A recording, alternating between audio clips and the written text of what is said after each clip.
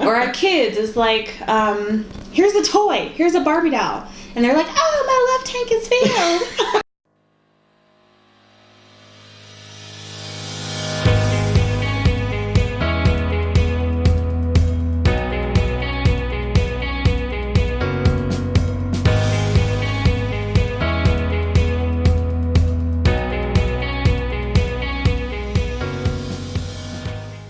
Hi, kings and queens. Welcome back to The Work Within. I'm Diamond Simons. And I'm Sami Iman. And today we're going to talk about the 5 love languages.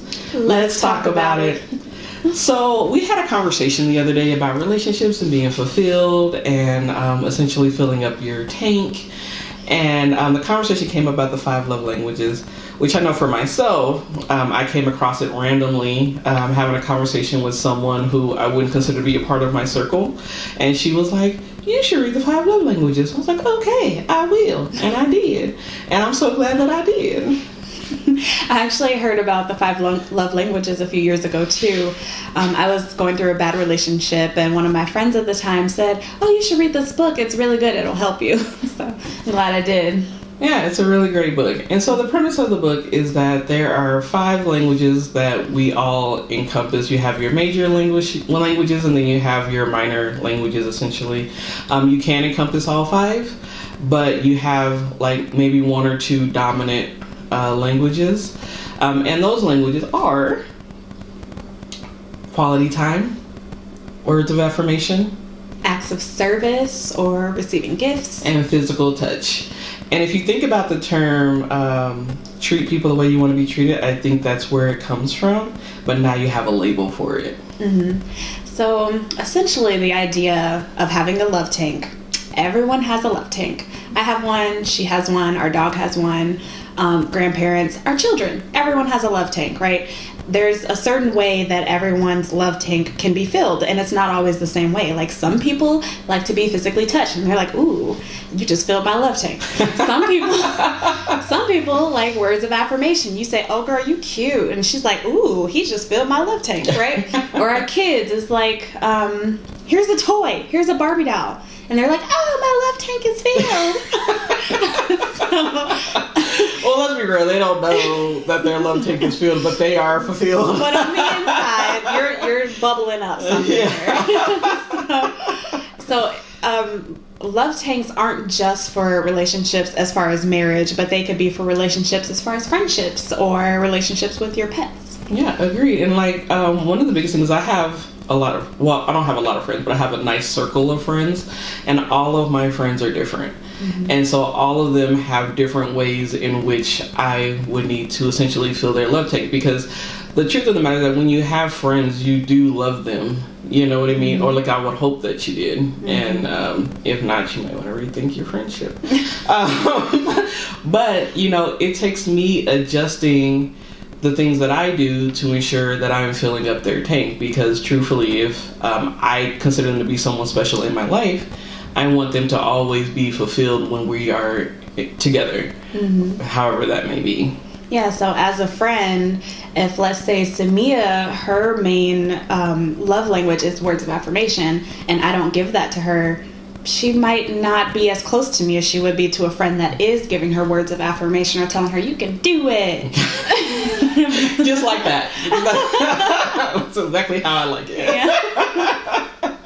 But no, exactly, and vice versa. So if Diamond's love language is quality time, and I never want to spend time with her, then she's not going to be around as much, and she's going to be around someone who is more going to fill that tank for her. Mm-hmm. And so it's just being aware of the other person's language, and you can usually figure out what they like by the way that they treat you. Mm-hmm. And that's also how you can figure out what you like too, just without even like going through the quiz that's in the back of the 5 love languages book, or even online. Without even going through that, you can figure out what your language is, and you can figure out what someone else's love language is based on how they treat you and how you want other people to treat yourself. Mm-hmm. And so, which leads me to ask, when you first met me, just based off of like initial impression, a few conversations we had in the beginning, mm-hmm. what did you think my love language was?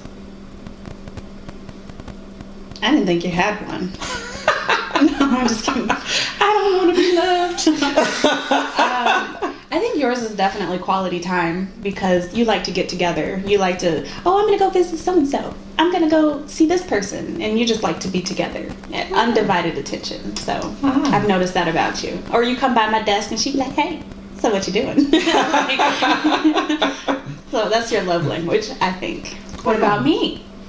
Well, I would have thought, based off of our first initial conversation and reaction, that your love language would be receiving gifts.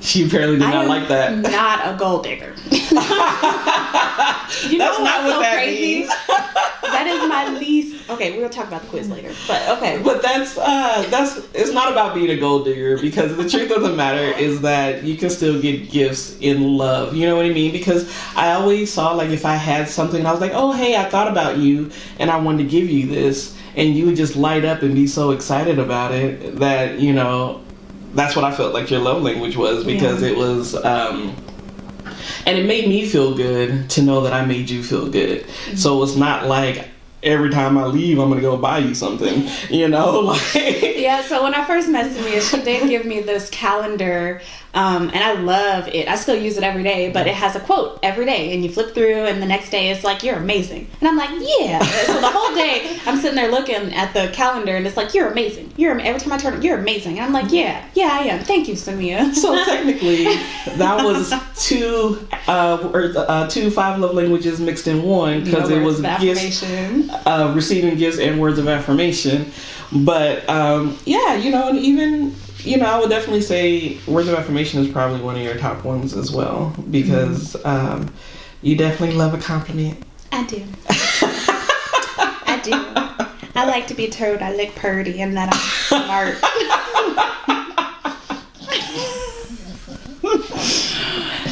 Oh, this is so great. With that being said, and talking about the quiz in the back of the book, we actually did take the quizzes, and to actually see what our true love language actually is. And we're going to read those results to you right now on camera. And so I actually have 2 dominant love languages.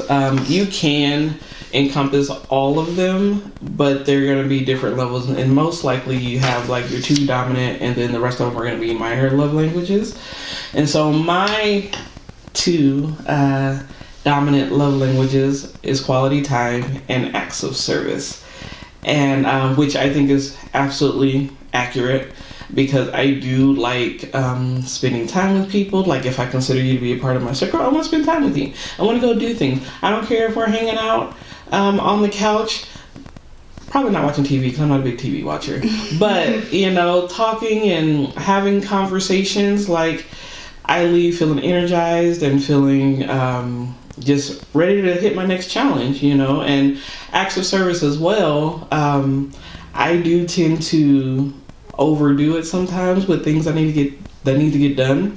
And so if someone comes in and is like, hey, I'm going to take this off your hands, I'm going to take care of this for you, then I feel appreciated. Like, oh my goodness, this person cares enough about me to see that maybe I should do this for you so that you're not so stressed and going crazy and pulling your hair out. And so those are my 2. And then after that is words of affirmation, which I still need words of affirmation. I think everybody does, you know. And then receiving gifts and physical touch are kind of my least ones. And so for me, my first one is quality time. I like to spend undivided time with people. My next one is words of affirmation, because I do love a compliment. And then after that is physical touch. Most times I'm kind of like, don't touch me. But so that's why that's kind of like lower on the spectrum. And then my lowest ones are acts of service and receiving gifts. Although I love for people to help, but it's like most of the time I'm like, I got it. No, thank you. I'm good. And receiving gifts, although people love to give me gifts and I really appreciate them and I love gifts, that's not the way to fill my love tank. Yeah. So. And so, so I think that by reading this book and taking this quiz, you can really hone in on what your love tank is, and if you're in a relationship, what his love tank is. And the great thing is that he can take the test himself, or her, whoever your partner may be, can take the love test themselves and figure out what their languages are.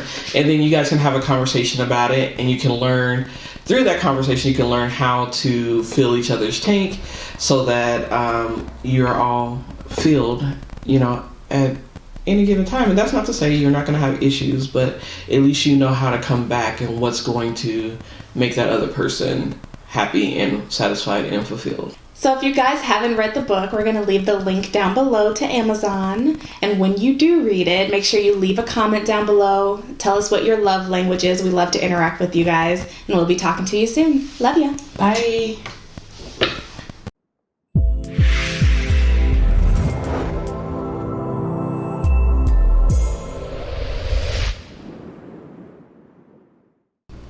Hey guys, thanks for tuning in. We love you. We appreciate you. If you like what you saw today, then make sure you hit that like button, subscribe, turn on that notification bell. Love ya.